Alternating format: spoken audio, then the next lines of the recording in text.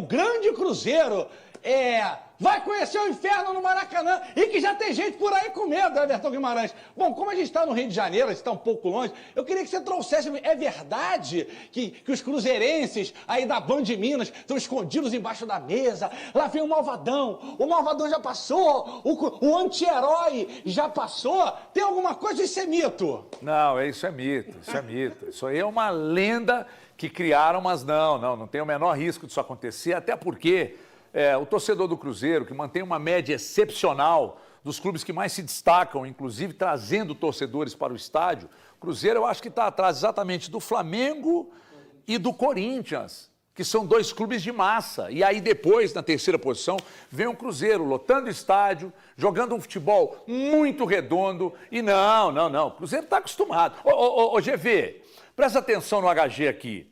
Você acha que o Cruzeiro... veja bem, eu não estou dizendo, qualquer um que vencer amanhã, a classificação vai estar entregue.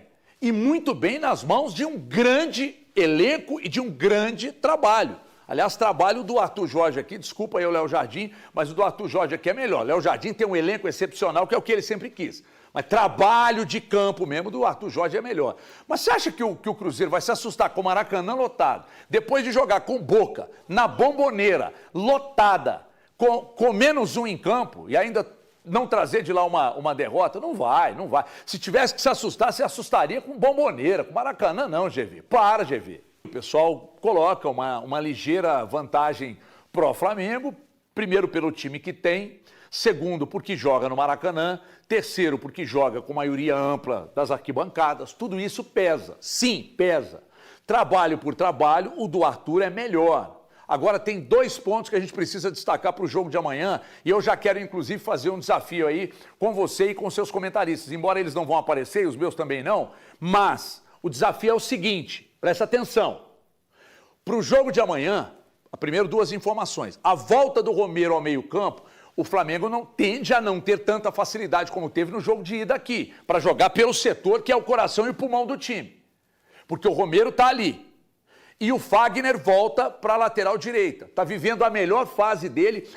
A melhor fase do Fagner hoje, no Cruzeiro, eu vou meio que comparar grandes fases dele, não a melhor, mas grandes fases dele no Corinthians. Vai ter essas coisas todas. Tá muito bem aqui. Então volta o Romero, volta o Fagner, Cruzeiro completo para amanhã. E eu já quero fazer um desafio, mas eu vou começar partindo daí. Palpite do GV e da equipe do GV, dos comentaristas, para o jogo de amanhã. 3-0, coisa ruim. 3-0 anti-herói, 3-0 Malvadão fora o baile. Porque o Romero, bom jogador, hein? Inclusive cabelo no Flamengo. Mas amanhã não vai dar não, Everton. Não vai dar não, vai ter muita gente. Você sabe como é que é a pressão, aquelas coisas, Flamengo. Você sabe como é que é, né? Eu vi com vitória. 3-0 Malvadão. Fernandão, meu capitão. 2-1 Flamengo. 2-1. Antes, você já falou já, né? Vai se acalmar. 2-1 Cruzeiro, aqui no Maracanã. Muito bem. Esse é o palpite daqui do Rio, Everton. Eu acho que eu tô um pouco empolgado, talvez. Você falou, porque é o Flamengo, eu sei, eu tô lembrando do Vitória pela Copa do Brasil. Thiago, amanhã, Cruzeiro, Flamengo e Cruzeiro. Cruzeiro 3, Flamengo 1, HG. Cruzeiro 3, Flamengo 1. Thiago Fernandes, Thiago Valuzeiro. 2-0 Cruzeiro. 2-0 Cruzeiro. Breno Galante. 2-0 Flamengo. Ei. É isso mesmo. Elton Novaes. 1-1 e o Cruzeiro ganha nos pênaltis e mantendo o teatro. Deu Oscar para esse Maracanã, que é um grande teatro com a torcida do Flamengo, só com turista. Não tem torcedor do Flamengo aí mais. Olha aí, GV, o que o Elton Novaes está falando. Maracanã amanhã só para turista? É ele que está dizendo, eu não estou dizendo nada, eu só vou te dizer o seguinte, o oráculo não erra, GV. O oráculo não erra, GV. Amanhã você pode escrever aí. É 1-1 no tempo normal, disputa de pênaltis e o Otávio, Vral pega 2 e o Cruzeiro passa a próxima fase. Agora sobre a questão que o Elton disse aqui, de que amanhã é um Maracanã para turista, eu queria que você se defendesse. Não, aqui, a gente tem que se basear nos fatos. Se for para turista, mas continuar como está sendo desde 19, 26 títulos para os turistas verem, o Rio de Janeiro é uma cidade turística. Aliás, o nosso secretário de turismo que saiu agora porque veio candidato, o nosso querido Tutuca, fez um grande trabalho pós-pandemia. O Rio de Janeiro é a cidade dos grandes eventos. Rio Innovation Week, Rio Food Summit, Rio to See, agora tem Rio Fashion Week para você, que é um cara que se veste muito bem.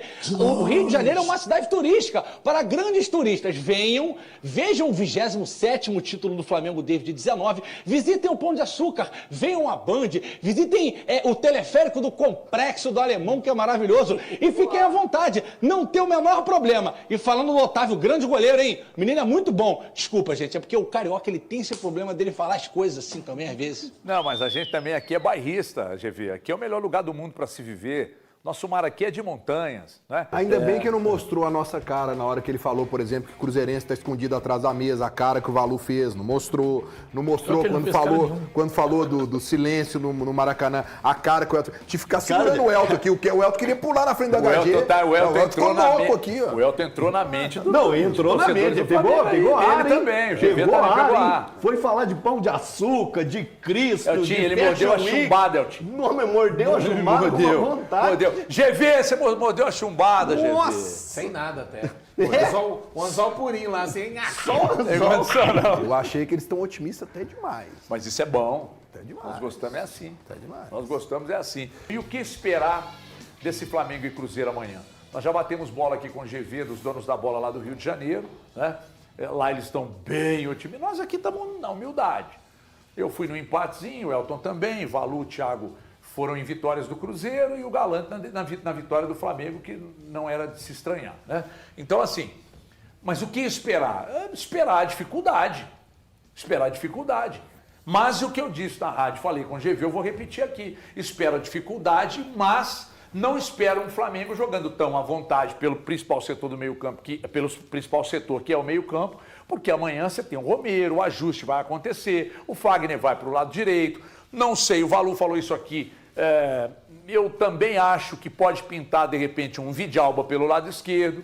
Eu até acharia que valeria muito a pena que isso acontecesse, você soltar um pouco mais o Fagner, enfim. E que o Caio Jorge tenha guardado toda a força para o jogo de amanhã, que amanhã é dia de cascudo, Valuzeiro. Amanhã é dia de cascudo, amanhã é dia do Jonathan Jesus mostrar que é realmente um dos principais zagueiros do futebol brasileiro atualmente, atuando no Brasil. Fabrício Bruno é a liderança, Fagner, Romero, Vidalba pelo lado esquerdo ali, esse meio-campo consistente, completo para amanhã, e o KJ fazendo os gols com os pontas que a gente já sabe quais são. Pois não, Valu? Gerson, né? Matheus Pereira, além a gente está falando nomes, mas são nomes ligados ao aspecto coletivo. Mas amanhã, realmente, HG, uma classificação do Cruzeiro passa por todos esses nomes jogarem juntos dentro daquilo que o Cruzeiro tem de um coletivo muito forte, né?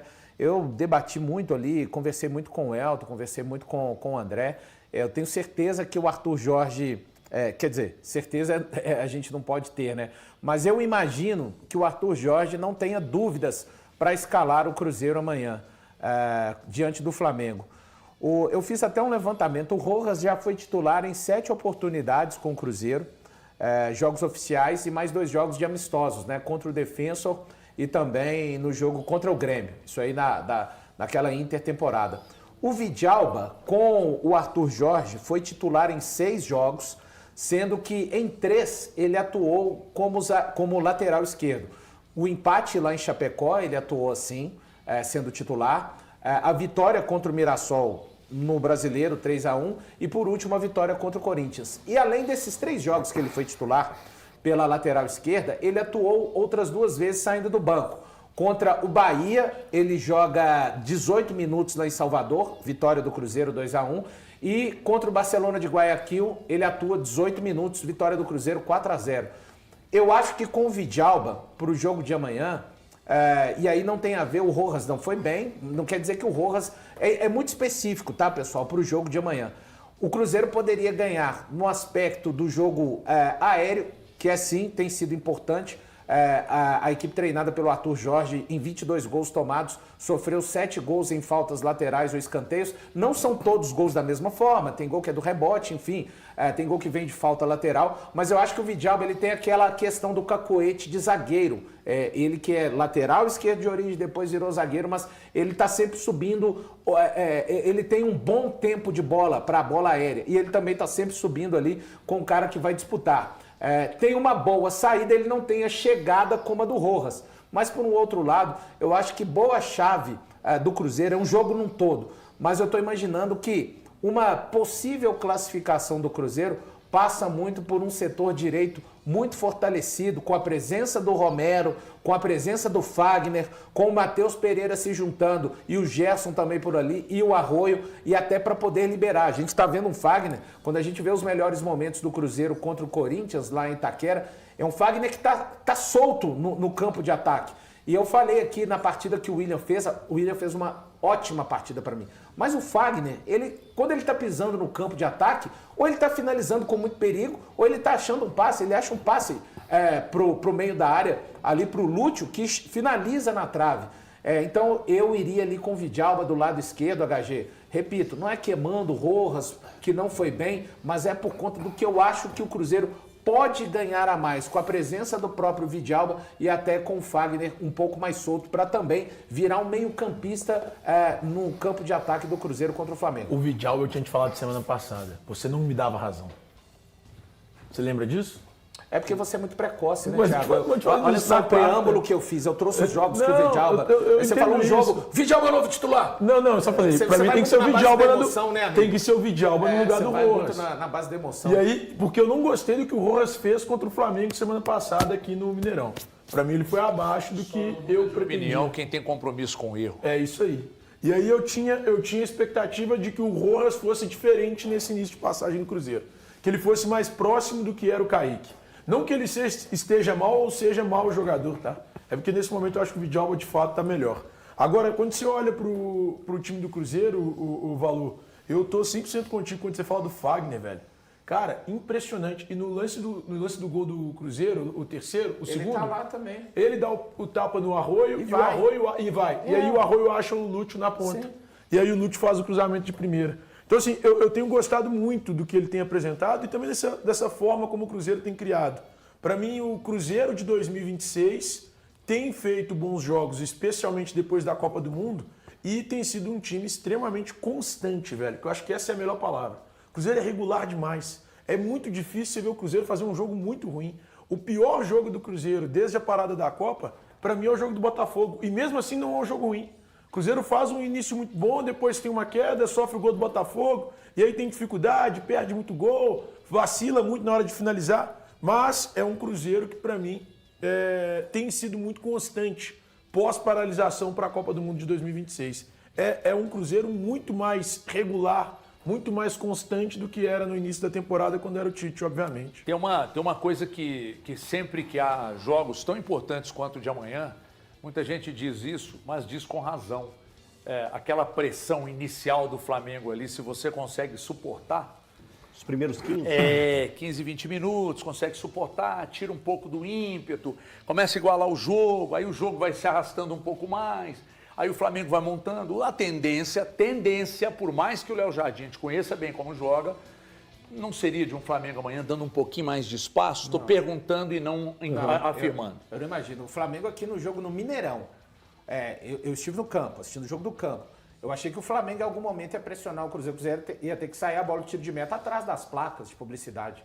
Isso no Mineirão. E é uma característica do Jardim, aquela pressão que ele gosta de fazer com 5, né?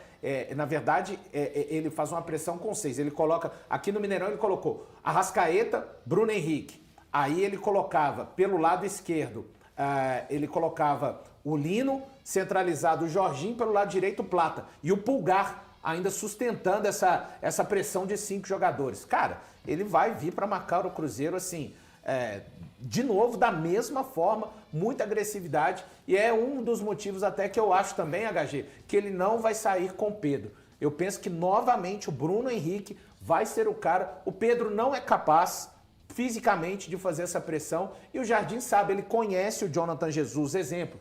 Ele sabe que se o Jonathan não tiver pressionado, o Jonathan vai achar bons passes e vai acionar Lucas Romero, que vai acionar Gerson e Matheus Pereira. E aí, cara, o Cruzeiro tem uma dinâmica de meio campo bem diferente, HG. Depois de empatar por 1-1 com o Flamengo no Mineirão, no primeiro duelo das oitavas de final da Libertadores, o Cruzeiro precisa de uma vitória simples no confronto de volta para avançar na competição. As equipes se enfrentam nesta quarta-feira, às 21h30, no Maracanã. Para a torcida celeste, o retrospecto como visitante sob o comando de Arthur Jorge traz motivos para acreditar em um resultado positivo. Desde a chegada do treinador português, o Cruzeiro realizou 12 partidas longe de Belo Horizonte, somando compromissos pelo Campeonato Brasileiro, Copa do Brasil e Libertadores.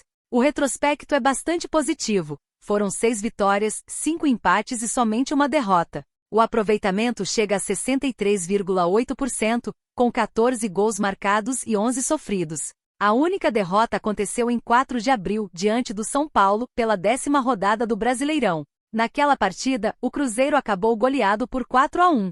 Depois disso, a equipe construiu uma sequência de 11 jogos consecutivos como visitante sem perder. O desempenho fora de casa tem sido um dos fatores que explicam a boa fase vivida pelo Cruzeiro na temporada. O time segue vivo na disputa da Libertadores e da Copa do Brasil, além de estar próximo do G4 do Campeonato Brasileiro. Entre os 6 triunfos como visitante, um deles aconteceu logo na estreia do Cruzeiro na Libertadores, diante do Barcelona. A vitória teve papel importante na campanha que levou a Raposa às oitavas de final. Os outros 5 resultados positivos foram conquistados no Brasileirão, contra Remo, Bahia, Internacional, Coritiba e Corinthians. Ao todo, esses resultados renderam 15 pontos, que ajudaram o clube a chegar à 5ª colocação do campeonato, com 36 pontos, mantendo-se na disputa pelas primeiras posições. Dos 5 empates registrados fora de casa, 2 aconteceram pela Libertadores. O Cruzeiro ficou na igualdade diante da Universidade Católica e também contra o Boca Juniors, na tradicional Bombonera.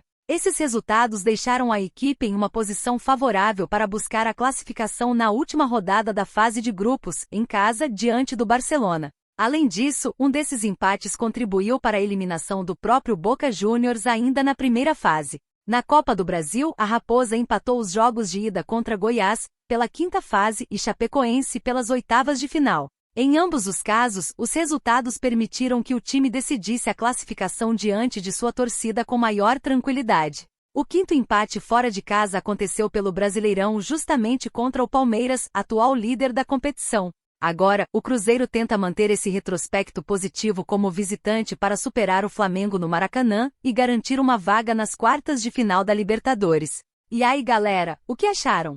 Deixem suas opiniões nos comentários. Não se esqueçam de deixar o like, se inscrever no canal e ativar o sininho para receber as notificações. Até mais, Nação Celeste! Vamos pra frente!